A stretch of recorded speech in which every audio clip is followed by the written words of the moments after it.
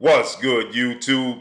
It's your boy, Blue Blood Sports TV, back at y'all with another one.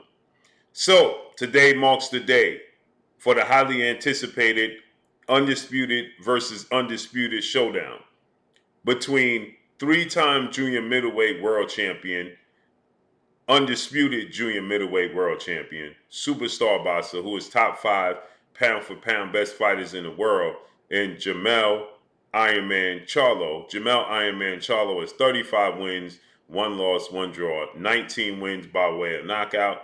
He is 33 years of age, 5'11" and a half with a 73.5-inch arm reach, as he's taking on and daring to be great to face 4-division world champion, Mexican superstar boxer, who is the undisputed super middleweight world champion, and widely considered by many to be the face of the sport of boxing, in Saul Canelo Alvarez. Saul Canelo Alvarez is 59 wins, 2 losses, 2 draws, 39 big wins by way of knockout.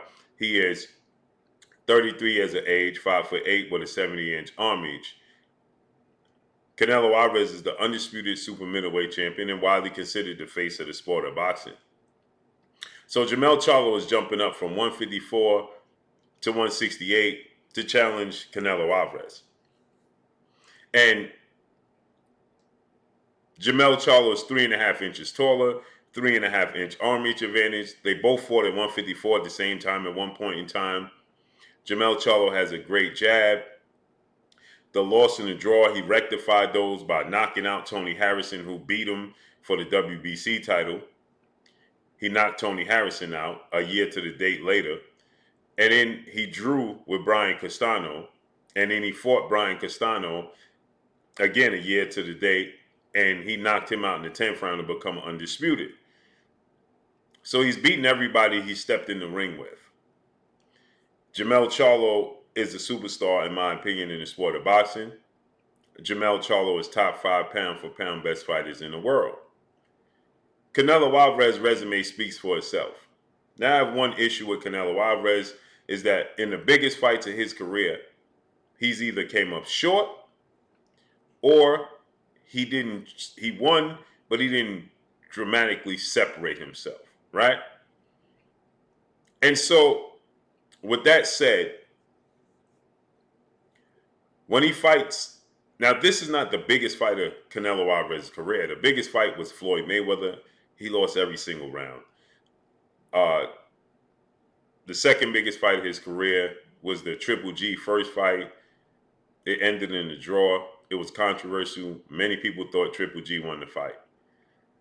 The second fight with Triple G was controversial. He won. He got a decision. But again, even in that fight, many people thought that Triple G won that fight. So it's always controversial. Now, I personally feel like Canelo Alvarez won the second fight against Triple G.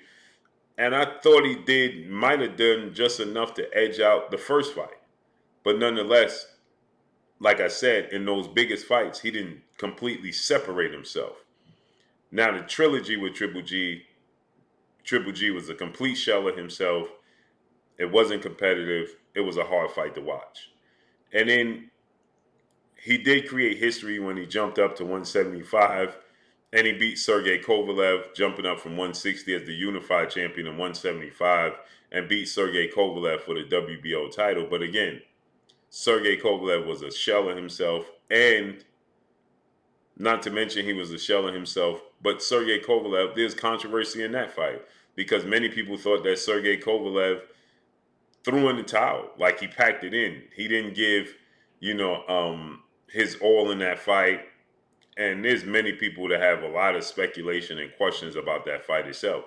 Again, he knocked out Kovalev, but again, there's controversy. He didn't separate himself, right? And then he went back up to 175 again after becoming undisputed, which you can look at the undisputed match with Caleb Plant and say, well, he became undisputed, and that's one of the biggest fights of his career, and no doubt. But Caleb Plant, the level of competition, Caleb Plant had one big win in his career, which is Jose Uzcategui. right, for his first title opportunity.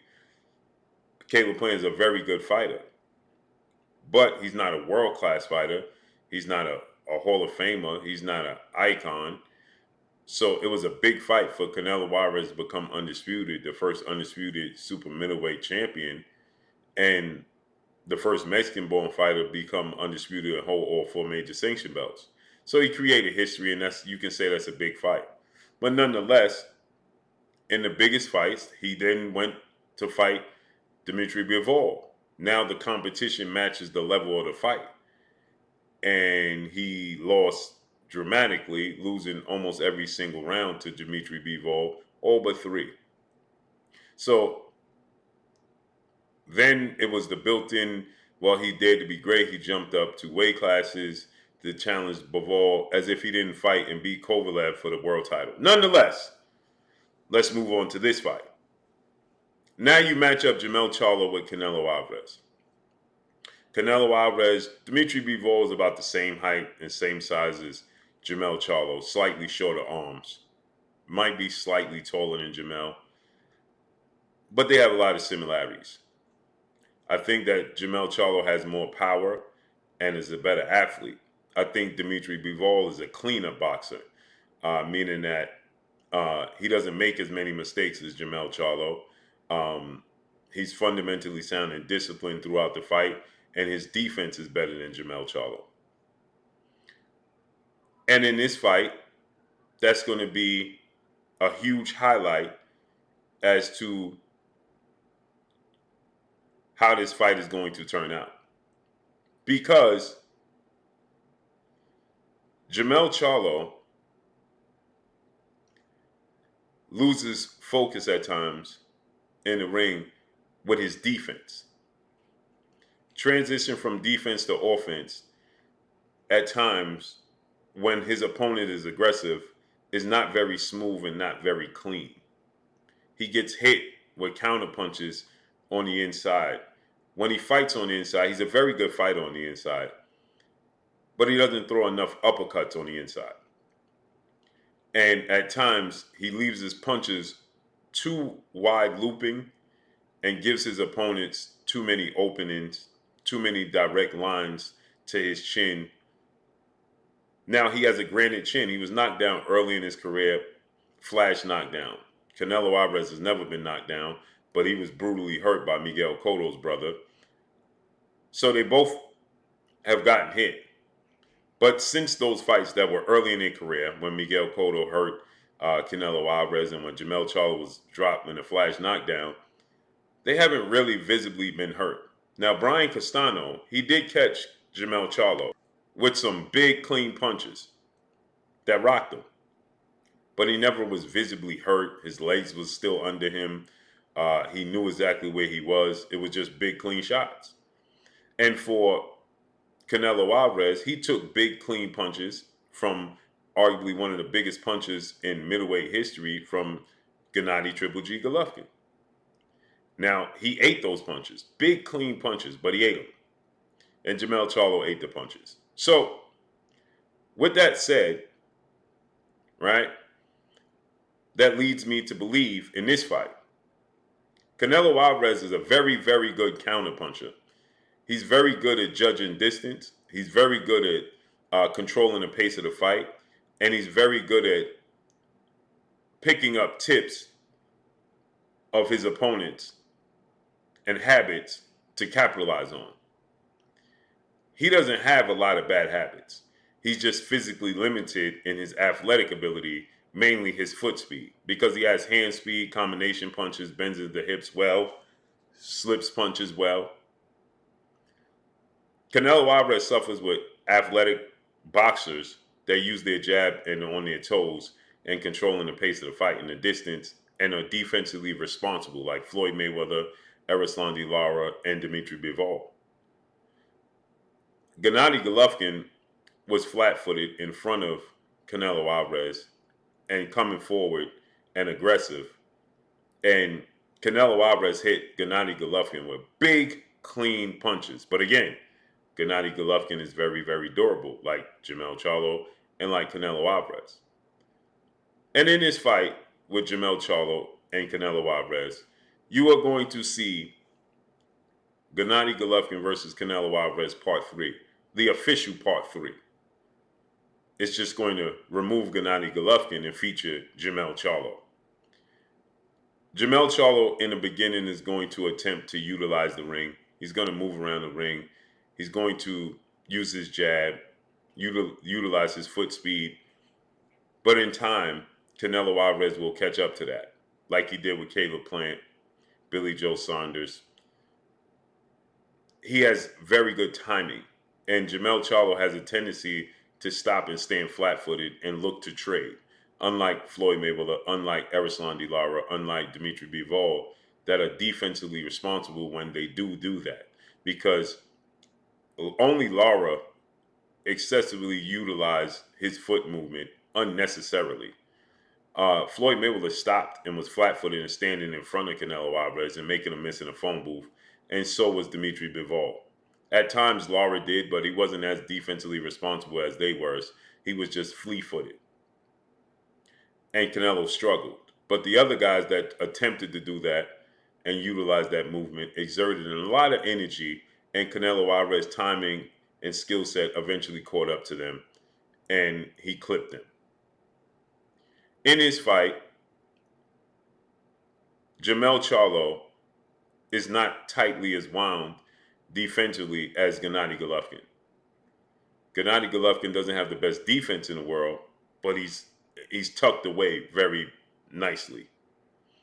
In this case, Jermell Charlo is not, and he likes to trade. So he has to stay disciplined for 12 rounds, utilizing movement and stay defensively responsible, which in return, I believe, is going to make him think a lot in his fight. And because of that, I believe we're going to see the official Gennady Golovkin versus Canelo Alvarez 3. And here's my official pick. Canelo Alvarez will win this fight, and Canelo Alvarez will drop Jermell Charlo in about the 8th round.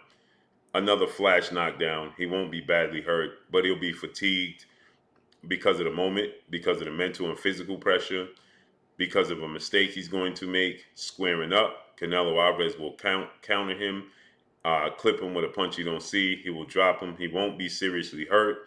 He'll get up. He'll finish the fight, and Canelo Alvarez is going to win this fight a unanimous decision and move on to the next.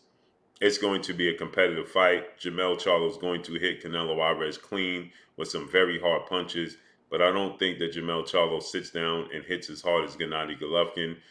And Canelo Alvarez is extremely durable and healthy. And I believe that Canelo Alvarez will be able to absorb those punches. Jermell Charlo will not be able to absorb the body work and the body punches and the arm punches of Canelo Alvarez. And it will start to wear him down. It will lessen his output and his activity. And therefore, Canelo Alvarez will win a unanimous decision over Jermell Charlo, but will drop him in the 8th round. So let's see how this unfolds and plays out. That's my final prediction. Y'all already know what it is. It's your boy Blue, Blue Blood Sports TV. Hate, like, comment, and subscribe. You haven't subscribed, hit the subscribe button, hit the like button, hit the bell icon to get all the new notifications. Follow me on Instagram at Blue Blood Sports TV, all one word. Y'all already know what it is. Shout out to the entire LDBC. Shout out to Black Media Row. Make sure you like the shitty videos. That's all I got for y'all. Peace.